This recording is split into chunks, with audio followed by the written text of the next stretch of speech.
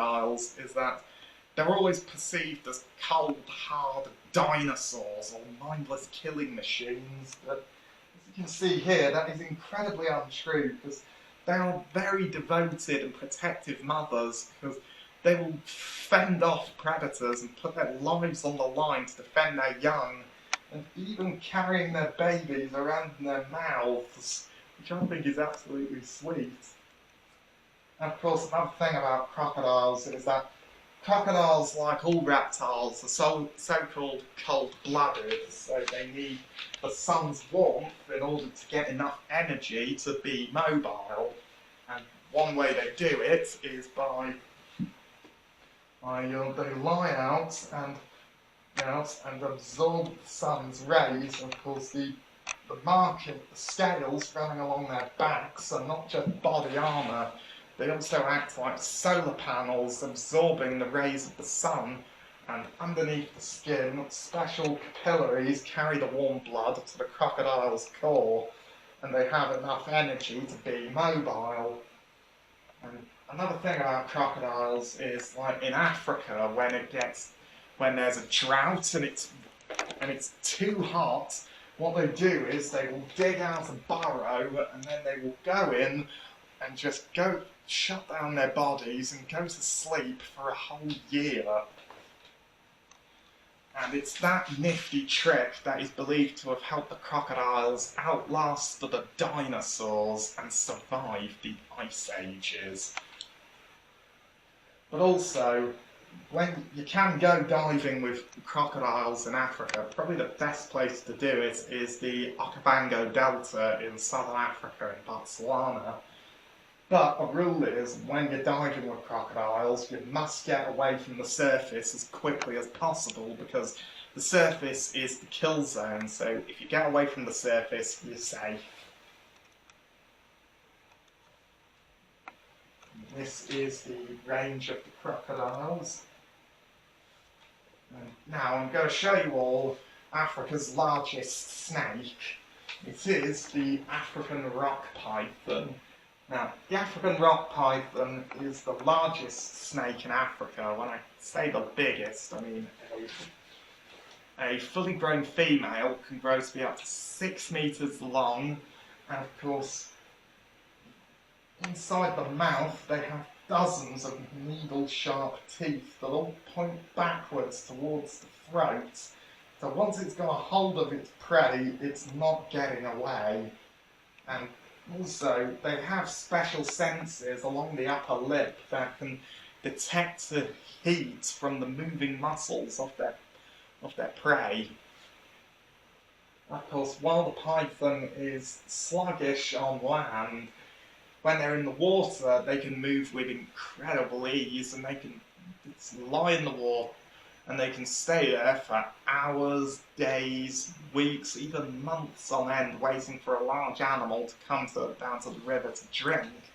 And then, what they will do is as if it's like an antelope, they will lunge forward, grab a hold of the animal, and then wrap coils of the body around the animal. And every time their prey breathes out, the python will just clench a little bit more, and every time it breathes out, the python clenches more and more and more and more until it either suffocates its prey or even bursts the internal organs. And then the python will almost dislocate its entire jaw and walk it across its meal. And it can swallow prey bigger than its own head, and then, once it's eaten something like an antelope, the python will not have to eat again for another year. And of course, they are of no danger to us as people, but to other animals of Africa, like antelope, rodents, warthogs, or stuff like that, they are death. And this is their range. And now for one of my favourite animals. They are the chameleons. Now, I adore chameleons because you find chameleons in many parts of the world, but Of course, these ones are found in Africa. There's the Jackson's chameleon, which looks a little bit like a triceratops. And then there are two other ones. And probably the most famous thing about chameleons is that they can change the colour of their skin. But what people often don't realise is that the chameleons will always change their skin colour to match their emotions, be it to fear, to anger, or to protect a territory.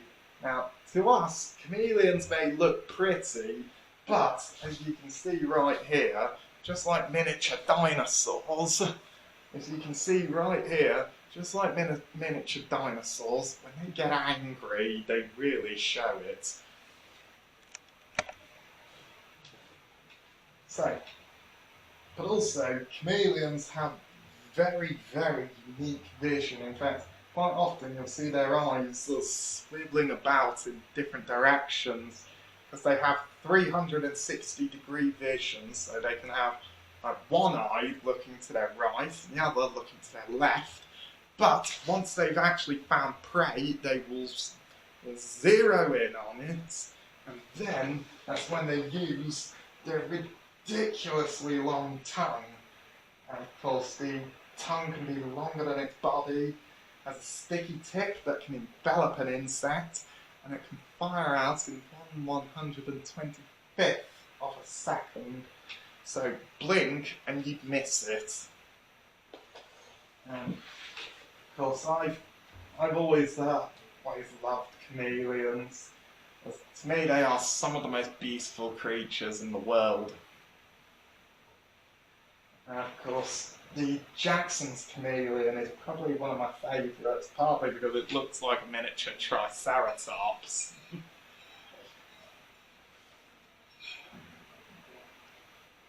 Of course, they're of no danger to us as humans, but if you were an insect like a cricket, a cockroach, a beetle, butterfly, a moth, or even a praying mantis, then they would be your living nightmare. And of course, people always know that chameleons will change the colour of their skin, but not all of them know why they do it. Here's their range. You have to forgive me, my cameraman has buggered off again. Left me to do this. Now I'm going to show you all the snakes of Africa. To be precise, Africa's venomous snakes. Of course, there's the black mamba, and there's also green mamba, the Cape cobra, the snouted cobra, the zebra cobra, and the black-necked spitting cobra. Now, spitting cobras are called that because of their ability to spit venom at an attacker. And of course, it's almost like a hose pipe. It's because they spray venom from their fangs. Of course, it's all for defence, so of course it's quite accurate, and the snake always goes for the eyes. That's not because it's all purely to give the snake the chance to slither away.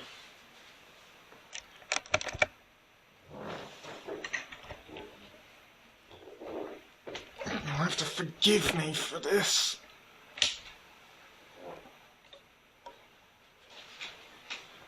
Yeah, there's the black mamba, the green mamba, Cape cobra, the snouted cobra, the zebra cobra, the black-necked spitting cobra, the Mozambique spitting cobra, brown forest cobra, black spitting cobra, and the ringcals.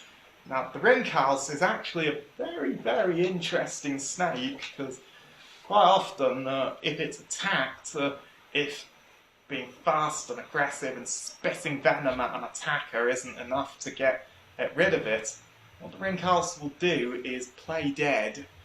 It has no motion whatsoever.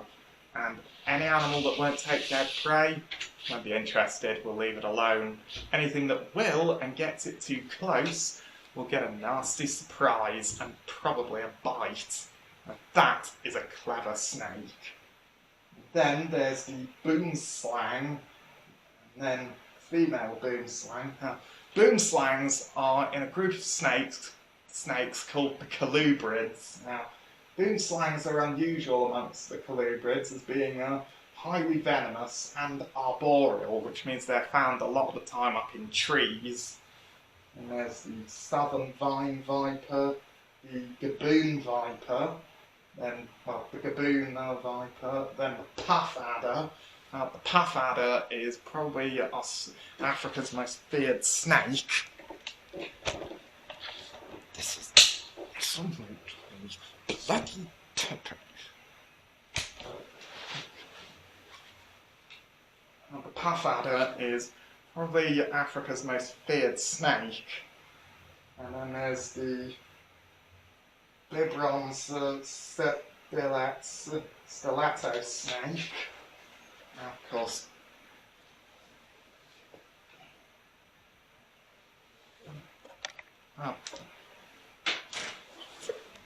thanks a bloody bunch, Jordan. This has been my remastered presentation on Reptiles of the World. I do apologise for the